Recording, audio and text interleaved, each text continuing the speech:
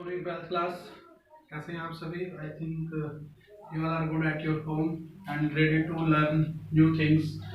हमारी जो चल रही है first unit, as you all know, name क्या है? इलेक्ट्रोस्टैटिक्स। ठीक है। और जो हमारा मेजर टॉपिक चल रहा है वो कौन सा है? Electric potential. तो इलेक्ट्रिक पोटेंशियल में अगर आपको अभी तक कुछ चीज़ें नहीं समझ में आई हैं तो वो आप डिस्कस कर सकते हैं, वो आप बता सकते हैं उनको। मैं स्पेशल आपके लिए एक वीडियो यहाँ पर बना दूंगा जो भी आपके डाउट्स रहेंगे।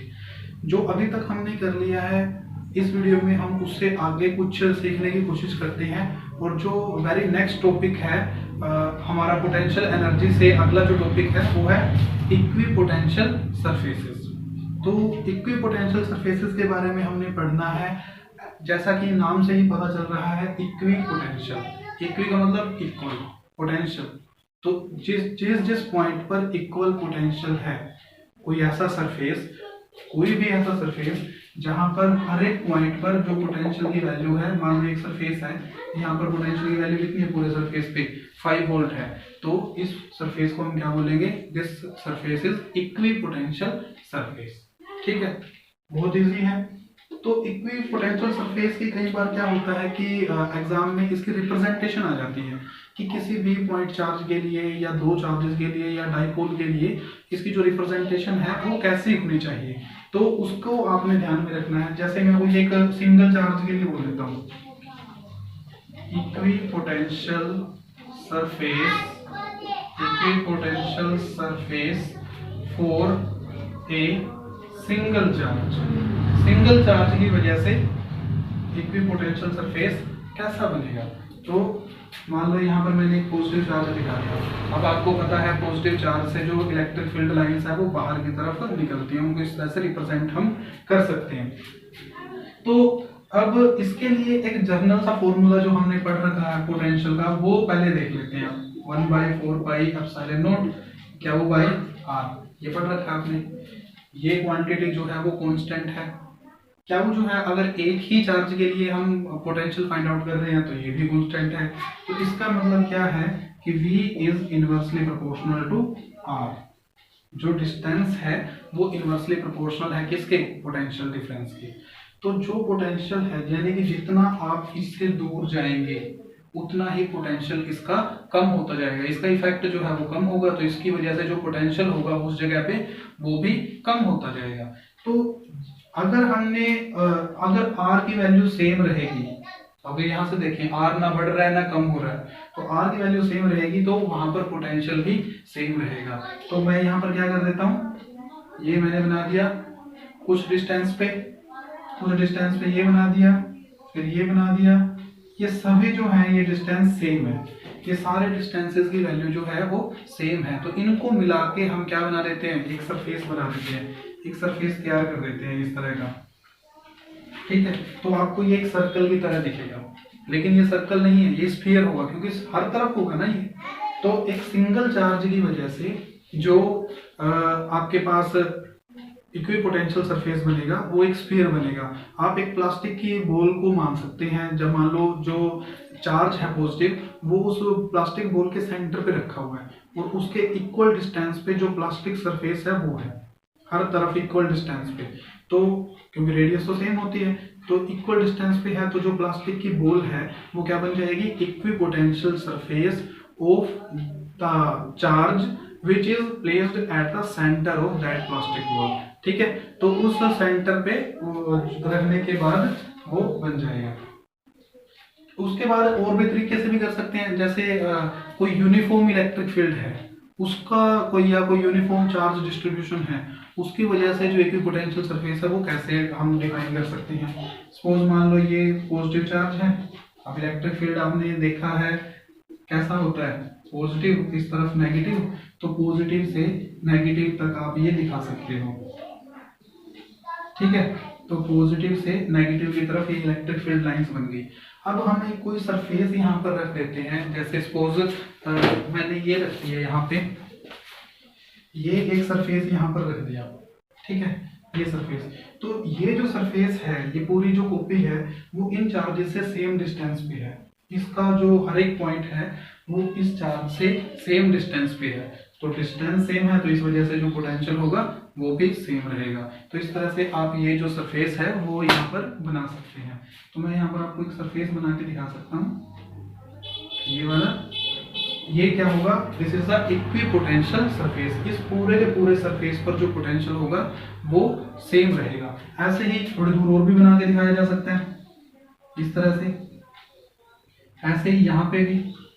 तो ये सारे के सारे क्या रहेंगे, ये सारे के सारे क्या बनेंगे, equipotential surfaces for the uniform electric field. ये जो यूनिफॉर्म इलेक्ट्रिक फील्ड लाइंस आपने दिखा रखी हैं, इसमें ये बन जाएंगे इक्विपोटेंशियल सरफेसेस। इन सभी पर इंडिपेंडेंटली अगर इनकी बात करें तो इन सभी पर जो पोटेंशियल है वो सेम रहेगा। लेकिन सभी पर अगर हम बात करें कि आपस में सेम नहीं रहेगा, क्योंकि ये चार्ज के ज्यादा नजदीक है, पॉजिटिव के ज्यादा नजदीक है, तो यहाँ पर पोटेंशियल ज्यादा होगा। लेकिन इस पूरे पर मान लो यहाँ पर है 9 वोल्ट पोटेंशियल है इस पे पूरे पर, यहाँ पर क्या हुआ, क्योंकि ये पॉजिटिव से दूर हो गया और नेगेटिव के नजदीक हो गया, तो इस पर थोड़ा सा नेगेटिव इफेक्ट आएगा। तो सपोज इस पर पोटेंशियल कितना है, मान लो 3 वोल्ट। ये इससे थर्ड जो है वो इससे और भी ज्यादा दूर हो गया और नेगेटिव के ज्यादा नजदीक आ गया, तो इस पर पोटेंशियल कितना हो सकता है, नेगेटिव में भी जा सकता है। Suppose -2 volt is the potential at this equipotential surface due to this uniform electric field. ठीक है, तो इस तरह से आप इनको जो रिप्रेजेंटेशन है वो इसकी कर सकते हो। और भी कई इसके केसेस बन सकते हैं, जैसे एक सिमिलर चार्ज डिस्ट्रीब्यूशन है, सिमिलर चार्ज डिस्ट्रीब्यूशन है, उसके लिए क्या करोगे, एक पॉजिटिव चार्ज ये है, एक पॉजिटिव चार्ज ये है। इसके लिए अगर हमने इक्विपोटेंशियल सरफेसेस दिखाने हो तो कैसे हो सकते हैं, इसका अगर अलग अलग बनाए तो ये बन जाएगा इसका, और इसका ये बन जाएगा। ठीक है, अलग अलग अगर बनाए। लेकिन दूसरा अगर इसका थोड़ा सा बाहर की तरफ जो होगा, मान लो यहां से बना रहा हूं मैं,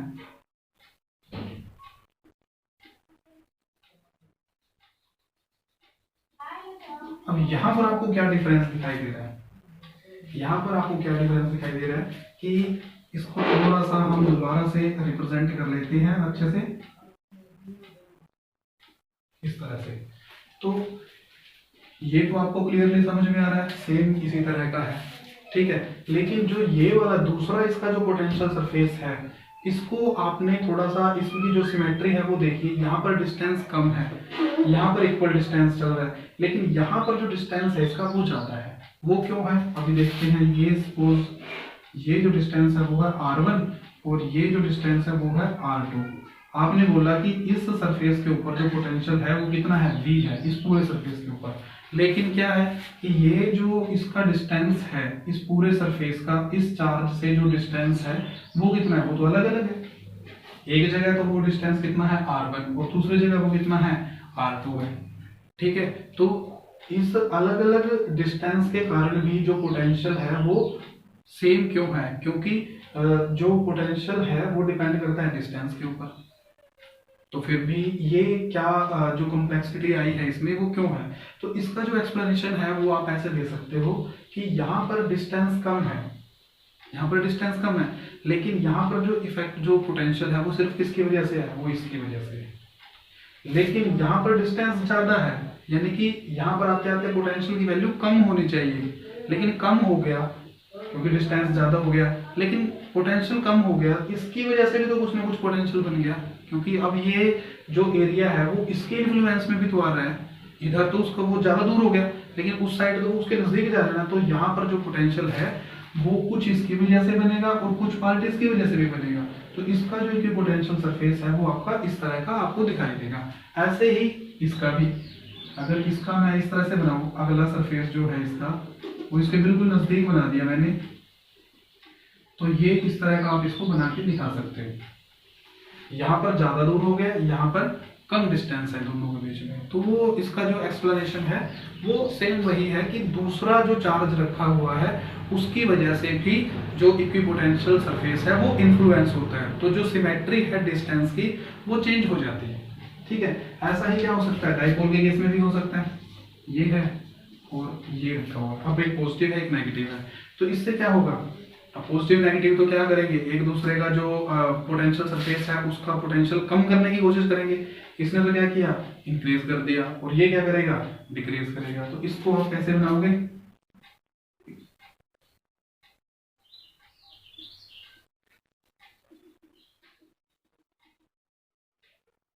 इस तरह का बनाते हैं। ये ऐसा क्यों बना है, क्योंकि यहां पर देखो डिस्टेंस, ये डिस्टेंस और ये डिस्टेंस, ये तीनों तो हमने बोल दिए r है, लेकिन ये जो डिस्टेंस है वो है r1, और r1 जो है वो छोटा है किससे, r से। r1 छोटा दिख ही रहा है, छोटा है। क्यों है छोटा, क्योंकि पॉजिटिव इसकी वजह से डिस्टेंस सेम है, तो यहाँ पर क्या रहेगा, पोटेंशियल सेम आएगा। लेकिन यहाँ पर जो पोटेंशियल है वो कम डिस्टेंस के कारण भी, अब मान लो यहाँ पर 5 वोल्ट है पोटेंशियल, इस पूरे सरफेस पर 5 वोल्ट है, तभी तो ये इक्विपोटेंशियल सरफेस बनाना है। तो सपोज हमने मान लिया कि 5 वोल्ट है, तो यहाँ पर 5 वोल्ट है, डिस्टेंस इतना है, तो यहाँ पर इतने डिस्टेंस में ही 5 वोल्ट दे रहा है। तो क्यों है, क्योंकि इस तरफ जो इन्फ्लुएंस है वो नेगेटिव का भी आ गया, और इसका जो पोटेंशियल बनेगा पॉजिटिव चार्ज की वजह से वो पॉजिटिव पोटेंशियल होगा, लेकिन जो नेगेटिव की वजह से इन्फ्लुएंस आएगा वो नेगेटिव पोटेंशियल देगा, तो वो कम करेगा उसको। तो अगर ये ज्यादा सेम डिस्टेंस इधर ही लेके आएंगे तो यहाँ पर जो पोटेंशियल बनेगा वो 5 वोल्ट से कम हो जाएगा, क्योंकि इसकी वजह से तो इधर 5 वोल्ट आ गया, लेकिन ये नेगेटिव तो इसको कैंसिल करेगा ना कुछ पार्ट उसका, तो इसलिए ये इक्विपोटेंशियल सरफेस इसका बन जाता है। ठीक है, तो ये है कुछ रिप्रेजेंटेशन इसकी, और रिप्रेजेंटेशन के बाद इसकी अब हमने पढ़नी है प्रॉपर्टीज, कि प्रॉपर्टीज कौन कौन सी होती हैं।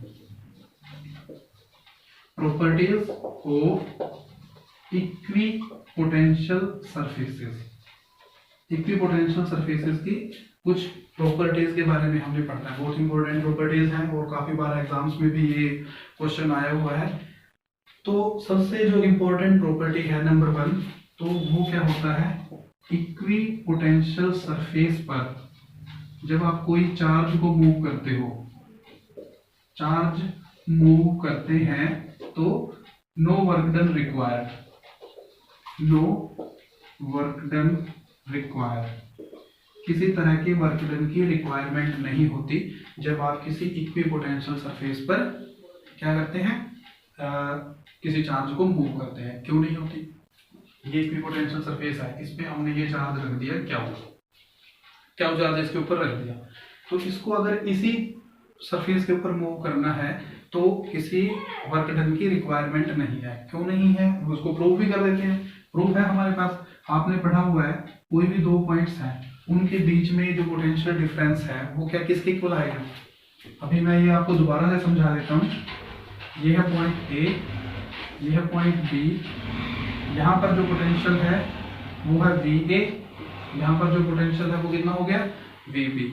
तो यहाँ से यहाँ तक इसको मूव किया, वर्क डन कितना करना पड़ा, डब्ल्यू ए बी, और कितना चार्ज को मूव किया, सपोज आपने टेस्ट चार्ज रखा हुआ कितना, क्या नोट, तो क्या नोट चार्ज को आपने मूव किया ए से लेके बी तक। ए पर पोटेंशियल कितना है, वी ए, बी पर कितना है, वी बी।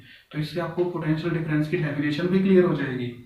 तो पोटेंशियल डिफरेंस क्या होता है, V B minus V A, potential difference, यानी कि दोनों पॉइंट्स पर जो पोटेंशियल है उनमें डिफरेंस। यहाँ पर वी बी है, वी ए माइनस कर दिया, और वो फॉर्मूला क्या था कि दोनों पॉइंट्स के बीच में किसी चार्ज को एक जगह से दूसरी जगह तक मूव करने के लिए जो वर्क डन करना पड़ेगा डिवाइड बाय वो टेस्ट चार्ज जिसको मूव किया है, तो वही ले लेते हैं हम। तो ये हो गया W A B divide by q naught. Clear है, आई होप कि आपको समझ में आया होगा, और पहले भी कुछ ना कुछ इससे रिलेटेड आपने पढ़ रखा है, तो ये भी आपको क्वाइट इजीली लगेगा। अगर फिर भी कोई प्रॉब्लम है तो आप पूछ सकते हैं। तो V B minus V A is equal to W A B by q naught. अब बात करते हैं हम किसकी, इक्विपोटेंशियल सरफेस की। इक्विपोटेंशियल सरफेस है यानी कि सारे सरफेस के ऊपर पोटेंशियल सेम है, डिफरेंस कोई है नहीं। तो इसका मतलब क्या है, वी बी की वैल्यू भी वही है और वी ए की वैल्यू भी यही है, और इक्विपोटेंशियल सरफेस, तो सेम क्वांटिटी में से वही क्वांटिटी माइनस करेंगे तो 0 आएगा। तो ये क्वांटिटी किसके इक्वल होगी, 0, और इसको मैं कैसे लिख सकता हूँ, W A B is equal to 0। यानी कि अगर ये एक इक्विपोटेंशियल सरफेस की आप बात कर रहे हो, ये जो आपने कहानी अभी पढ़ी है, अगर ये इक्विपोटेंशियल सरफेस के ऊपर है दोनों पॉइंट्स, तो ए से बी तक मूव करने के लिए आपको किसी भी वर्क डन की जरूरत नहीं है अगर आप क्या नोट चार्ज यहाँ से यहाँ मूव करते हो। क्लियर है? उसके बाद जो इसकी सेकंड प्रॉपर्टी है, सेकंड प्रॉपर्टी क्या कहती है, आपने इसका ग्रेडियंट पढ़ रखा है, E is equal to dv by dr। ठीक है, आपने पढ़ रखा है E is equal to dv by dr। तो यहां से हम एक प्रॉपर्टी इसकी और पढ़ सकते हैं, और वो कौन सी है कि जो इक्विपोटेंशियल सरफेस है वो हमेशा परपेंडिकुलर रहेगा किसके, इलेक्ट्रिक फील्ड के। अब यहाँ पर ये मैंने बनाया है इक्विपोटेंशियल सरफेस, ये हो गया आपका चार्ज, तो इससे जो इलेक्ट्रिक फील्ड लाइंस बनेगी वो बाहर की तरफ, तो ये एंगल 90 डिग्री का होता है। यही चीज हमने प्रूव करनी है, तो प्रूव इस फॉर्मूला से हम इसको कर सकते हैं। इसको मैं कैसे लिख सकता हूँ, dv is equal to E D R, और इनके बीच में क्या होता है, डॉट प्रोडक्ट होता है, वहां पर भी आपने पढ़ा होगा जो इसको। तो dv is equal to E dot D R, दोनों वेक्टर क्वांटिटीज है। वेक्टर क्वांटिटीज का जब आप डॉट प्रोडक्ट करते हो तो क्या आता है, स्केलर क्वांटिटी आता है। तो पोटेंशियल एक स्केलर क्वांटिटी ही है, कोई डायरेक्शन होती नहीं है इसकी। तो ई डॉट डी आर करके dv मिलता है। ठीक है, dv क्या है यहाँ पे, dv क्या होता है, चेंज इन पोटेंशियल। बट हम बात किसकी कर रहे हैं, इक्विपोटेंशियल सरफेस की कर रहे हैं। तो इक्विपोटेंशियल सरफेस है मींस किसी तरह का पोटेंशियल में चेंज तो होगा ही नहीं, सारे सरफेस के ऊपर पोटेंशियल की वैल्यू सेम है। तो सेम है तो dv की वैल्यू क्या होगी, 0। तो इसको मैंने लिख दिया E dot D R is equal to 0। ठीक है, तो इसको खोल देते हैं, E का magnitude dr magnitude into cos theta is equal to 0। ठीक है, E 0 नहीं है, इलेक्ट्रिक फील्ड की वैल्यू 0 नहीं है, dr की वैल्यू 0 नहीं है। ठीक है, तो कोस थीटा की वैल्यू कुछ ना कुछ क्या आ रही है, 0 आ रही है आपके पास। तो कोस थीटा 0 कब होगा, तो ये आपको पता है कि जब 90 डिग्री का एंगल 0 होगा। तो theta when theta is equal to 90 degree then cos 90 क्या होता है, 0 होता है। तो इसका मतलब है कि E जो है वो परपेंडिकुलर है किसके, dr के। ठीक है, तो dr से आप वो डिस्टेंस जो है वो दिखा रहे हैं, E क्या है, इलेक्ट्रिक फील्ड, और dr क्या होगा, distance of the equipotential surface. तो दोनों एक दूसरे के क्या है, परपेंडिकुलर होंगे। तो यहाँ से ये आपकी हो गई थर्ड प्रॉपर्टी, सेकंड प्रॉपर्टी। अब हमने करना है थर्ड। थर्ड क्या होता है कि दो इक्विपोटेंशियल सरफेसेस जो है वो ओवरलैप नहीं कर सकते। अब ये तो सिंपल सा ही है, मान लिया ये एक इक्विपोटेंशियल सरफेस है जिसका पोटेंशियल कितना है, 5 वोल्ट, पूरे के ऊपर 5 वोल्ट है। दूसरा एक और पोटेंशियल है जो इसको ओवरलैप कर रहा है, दूसरा एक और सरफेस है जो इसको ओवरलैप कर रहा है, उस पे पोटेंशियल कितना है, 7 वोल्ट सपोज। तो मान लिया हम ये ओवरलैप कर रहे हैं, बात ये है कि ये ओवरलैप नहीं कर सकते, तो ये ओवरलैप कर रहे हैं सपोज, तो कर रहे हैं, तो क्या इसमें गड़बड़ आती है, वो ये है कि यहाँ 5 वोल्ट है, ठीक है, यहाँ 7 वोल्ट है, ये भी ठीक है, लेकिन यहाँ क्या रहेगा, इस एरिया में क्या होगा, यहाँ 5 वोल्ट है या 7 वोल्ट है, एक ही रखना पड़ेगा ना, या तो 5 वोल्ट रहेगा। अगर ये 5 वोल्ट है तो ये सिर्फ इसका पार्ट है, इसका नहीं है। अगर यहाँ पर 7 वोल्ट है तो ये इस इक्विपोटेंशियल सरफेस का पार्ट है, 5 वोल्ट वाले सरफेस का पार्ट नहीं है। तो इसका मतलब दोनों एक दूसरे को ओवरलैप कर ही नहीं पाएंगे। ठीक हो गया। उसके बाद है एक फोर्थ प्रॉपर्टी और आती है इसकी, वो भी हम इसी पोटेंशियल ग्रेडियंट से दिखा सकते हैं। यहाँ पर आपको क्या है, E is equal to dv by dr, ये पढ़ा हुआ है। ठीक है, आप क्या करते हैं, dr को इधर ले आए और dv को वहीं पर रहने दिया, तो ये हो गया dr is equal to dv by e। इसको मैंने ऐसे लिख दिया। ठीक है, पोटेंशियल तो क्या है, कांस्टेंट है, तो इसका मतलब है कि dr is inversely proportional to e। dr क्या है, distance of the equipotential surface, और वो क्या है, इनवर्सली प्रोपोर्शनल है किसके, इलेक्ट्रिक फील्ड के। तो यहाँ से आपको क्या समझ में आता है कि जिस जगह पर इलेक्ट्रिक फील्ड की वैल्यू ज्यादा है, इलेक्ट्रिक फील्ड ज्यादा रहेगा, तो इक्विपोटेंशियल सरफेसेस के बीच में जो डिस्टेंस है वो कम रहेगा। जहाँ पर इलेक्ट्रिक फील्ड कमजोर है, वीक है, यानी कि उसकी वैल्यू बहुत कम है, तो इक्विपोटेंशियल सरफेसेस के बीच में जो डिस्टेंस रहेगा वो भी ज़्यादा हो जाएगा। तो ये 4 प्रॉपर्टीज हैं जो इक्विपोटेंशियल सरफेसेस में आती हैं। ठीक है, उसके बाद इसके बेस पे कुछ न्यूमेरिकल्स देख लेते हैं। जैसे इसमें न्यूमेरिकल आता है कि बहुत सिंपल सा कोई भी मान लेते हैं कि पोटेंशियल इक्विपोटेंशियल सरफेस है, एक कोई भी चार्ज है जो 1 नैनो कूलम का मान लिया, क्योंकि 1 कूलम बहुत बड़ी क्वांटिटी हो जाती है चार्ज की। सपोज 1 नैनो कूलम का कोई हमने चार्ज मान लिया, ठीक है, और वो किसी इक्विपोटेंशियल सरफेस बना रहा है कहीं पे। कोई चार्ज मान लिया हमने 1 नैनो कूलम का है, ठीक है, 1 नैनो कूलम का चार्ज है, वो क्या बना रहा है, एक इक्विपोटेंशियल सरफेस बना रहा है, और इस इक्विपोटेंशियल सरफेस पर जो पोटेंशियल है वो कितना है, 9 वोल्ट है। क्लियर हो गया। तो आपने बताना है कि इसका जो डिस्टेंस है वो कितना होगा, यानी ये जो आर की वैल्यू है ये बतानी है आपने। कर सकते हैं इजीली। कैसे करोगे, क्या वो दे दिया आपको कितना, 1 नैनो कूलम, और पोटेंशियल दे दिया कितना, 9 वोल्ट। तो ये एसआई यूनिट है, इसको भी आप एसआई यूनिट में कन्वर्ट करो। नैनो कूलम में है तो इसको कैसे करोगे, 1 × 10⁻⁹ कूलम। इजी है, ये हो गया। अब आपको पोटेंशियल का फॉर्मूला इस पे आप लगा सकते हो, वो क्या होता है, V = 1/4πε0 Q/R। आपने फाइंड आउट करना है R, तो कैसे करोगे, R R को इधर ले आए, V उधर ले गई, तो 1/4πε0 Q/V। क्लियर है।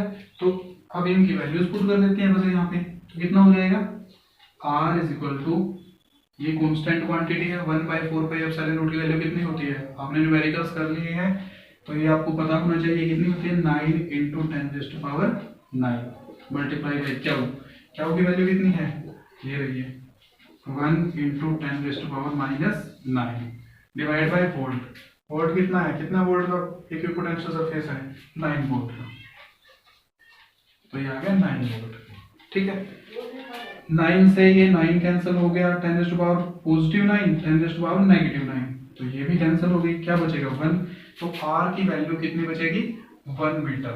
यानी कि जो इक्विपोटेंशियल सरफेस जिसकी हम बात कर रहे हैं वो इस चार्ज से कितना दूर है, 1 मीटर डिस्टेंस पे है। ठीक है, तो ये जो टॉपिक है जो हमने आज किया है वो है इक्विपोटेंशियल सरफेस। ठीक है, काफी इंपॉर्टेंट टॉपिक है ये, बहुत बार एग्जाम में भी आता है इससे रिलेटेड क्वेश्चन। आई होप कि आपको क्लियर हो गया होगा। फिर भी कोई डाउट रहता है तो आप वो पूछ सकते हैं। अगर पिछले टॉपिक्स में भी कोई डाउट है तो भी आप वो बता सकते हैं, उनके भी वीडियो आपको प्रोवाइड कर दी जाएगी।